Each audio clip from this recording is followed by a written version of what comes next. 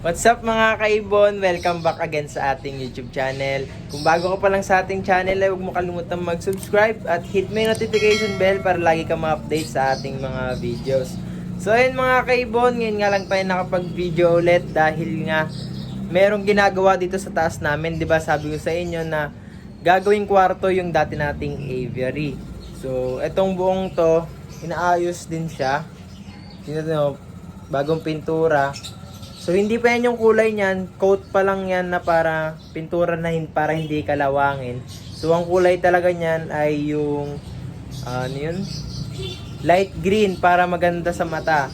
So baka itong buong kwarto na to mga kaibon, pagka nagawa na yung ginagawa sa labas, yan. Pagka nagawa na yan, baka ito na yung maging buong ibunan natin. So mag-intro muna tayo mga kaibon bago kayo i-update sa mga nangyari dito. Let's go!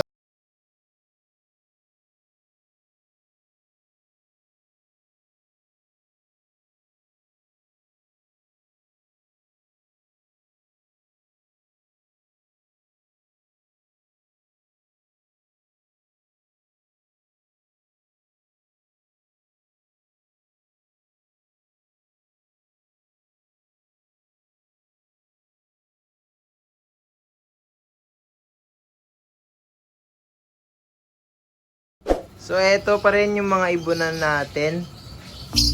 Yan. So kung nakikita nyo, may karton para pag nagpintura hindi tumulo. So nag-coat na sila dyan ng pangkalawang na pintura. Tapos talagyan pa yan ng ibang kulay. Kasi ito napinturahan na. Yan. Tapos mga kaibon, dito tayo ngayon sa labas.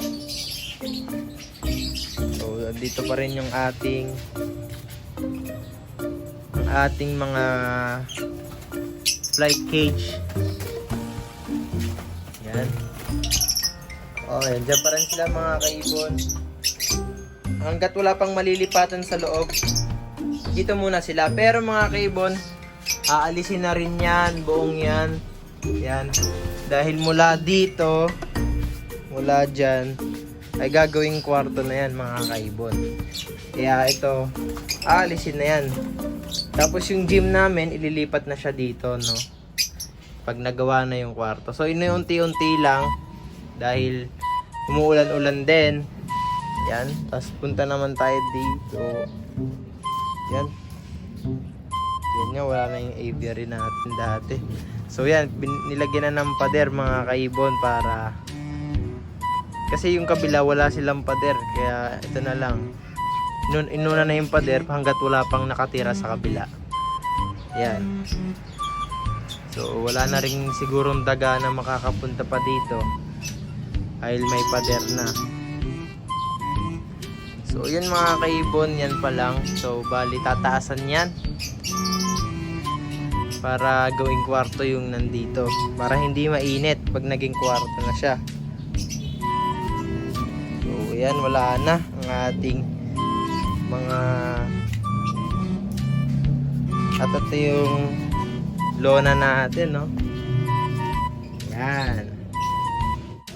So dito naman sa loob mga kaibon, itong aparador na yan, so babaklasin na yan para makapagpintura din. Ganito rin yung kabila niya eh. Yan, yan. Para makapagpintura na rin dyan para matapos na. So, dami kasing gamit dito mga kaibon. Kaya, kailangan na talaga magpagawa ng kwarto para lumuwag-luwag na. So, ito din ang daming nakatambak. Ayan. So, yan yung kama na siniksik ko dyan para malagay natin tong aviary natin. So, yun mga kaibon, yun yung update natin sa ginagawa dito. At pasensya na mga kaibon at ngayon lang tayo nakapag-vlog. Dahil di tayo makasingit dahil nga may ginagawa dito. So ngayon lang tayo nakasingit dahil wala yung gumagawa. So kinuha natin yung opportunity para makapag-vlog, para makapag-update sa inyo. Alam ko marami naghihintay ng vlog. Kaya eto na mga kaibon, pasensya na. So sisingit ulit tayo ng vlog. Mamaya siguro mag-vlog na rin ako ng yung naka-ready ko talaga na content na marami kasing may request nun. Kaya yun yung gagawin nating next vlog. So dito naman tayo sa mga ibon natin. Ito wala pa ring balita. Yan, Blue Opa. Blue Opa, post pale, tapos Violet Fisher, post pale hen. Tapos dito naman mga kaibon sa ating split Opa. So nesting na sila. Abangan na lang natin. Yan. So hindi pa siya buntis, no, pero ayos na yung nest nila. Meron ng palubog. So pag nagganyan kasi yung pair na to, ibig sabihin iitlog na sila.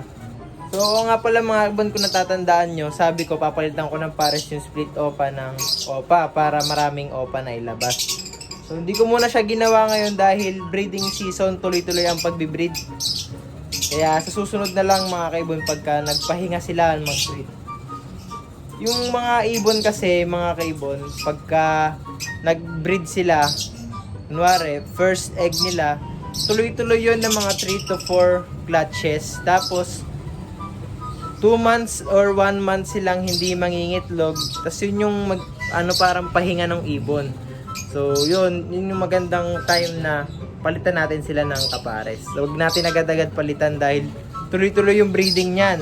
So nakakababa nga lang nung inakay nila, yung nilagay natin sa flight cage. So ayan, mangingitlog na ulit sila. So dito naman sa baba, sa ating back-to-back opa, yung parents nila Jet, Yoru, tsaka ni Phoenix, dito sila. So check natin, medyo mailap kasi yun. Yan.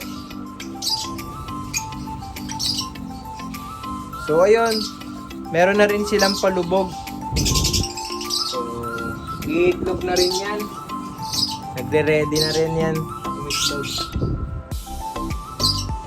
Yan. Yan natin, oh. Yan, nagre-ready na yan. So, dito mga kaibon sa baba naman. So, dito naman sa baba mga kaibon. Yan, may itlog sila. Ang ating sure split pale at blue post pale follow. Mukhang negative na naman yung itlog nila. Mukhang wala na namang fertile. So, baka ibenta na natin to, or pag walang bumili, papalitan lang natin yung post pale. Palitan natin ng ibang hen na may kargang pale din. Yun. Tapos yan mga kaibon, yung mga natin. Yan, meron diyang mga inakay. May isang inakay dyan. Dito, yung pinagpapares naman natin, hindi pa rin sila pares. Tapos yung back-to-back possible red factor natin na regalo sa atin, meron na silang itlog. Pakita natin sa inyo.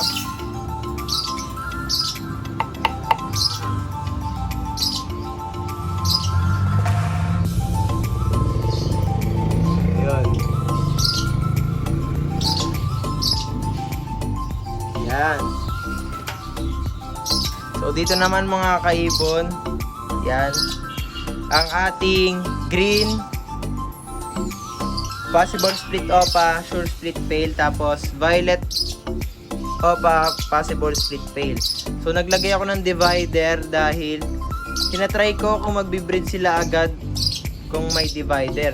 So nagitlog na kasi sila mga kaibon nung December at napisa yung isa. At ngayon, hanggang ngayon wala pa rin silang itlog. Kaya tinry ko nalagyan ng divider. Yan. Ayaw rin kasi nila ng nesting materials mga kaibon. Pag naglalagay ako, tinatanggal nila. So dito naman ang ating pinaka-inaabangan na pair, ang ating violet pale follow at par blue split opa split pale DFU wing.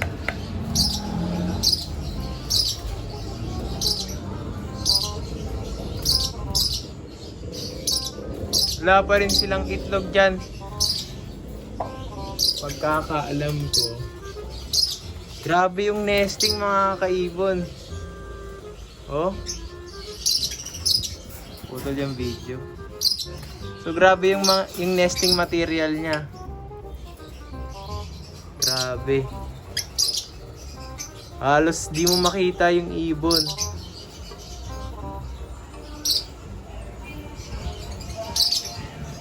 So dito naman mga kaibon sa baba. Yan. Isang green shore split pale fallow at isang par blue possible split pale. Meron na naman silang inakay. Nung unang egg nila, isa lang ang napisa, isa lang din kasi ang fertile. Nung pangalawang egg nila, dalawa fertile kaso yung isa dead on shell. So isa lang din ang napisa. Yun yung nakay. Pasilip naman. Maaway. Asan yung inakay? Asan yung inakay mo? So ito yung tatay niya. So dito naman sa ating project Opa Perso, may itlog na sila 5. Lahat ay fertile. Yan, lahat fertile. Oh, may abangan na tayo. Sana meron na mag-opa sa anak.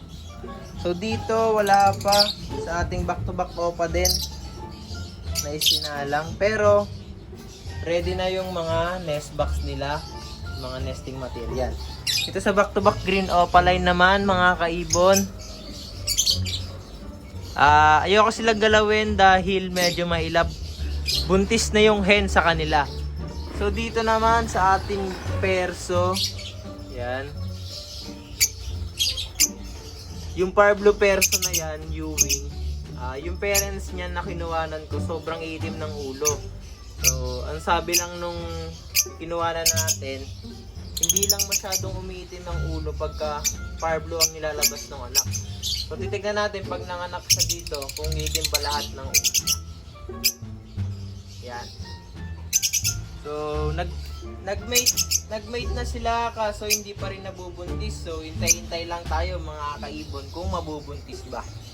So, yun lang mga kaibon. In-update ko lang kayo ngayon sa ating mga alagang ibon. So, medyo nabulabog sila nung may nagpintura dito at nung may gumawa. Pero nga pala mga kaibon yung bubong natin sa taas. So, pininturahan din yan dahil nangalawang. So, ito mga kaibon, bago ko tapusin yung video natin, mag-shoutout muna tayo kay Lito Gabriel, shoutout kay Illusion, shoutout kay Benjamin Bicar, kay Herwin Howell, Ludovice. So yun lang mga kaibon, shoutout sa inyong lahat at sa ating 2.3k subscribers, road to 10k subscribers na tayo, kaya don't forget to subscribe and hit the notification bell. Like mo na rin yung video natin at share mo sa mga kaibigan mong nag-aalaga ng ibon. So yun lang mga kaibon, ingat, God bless and peace.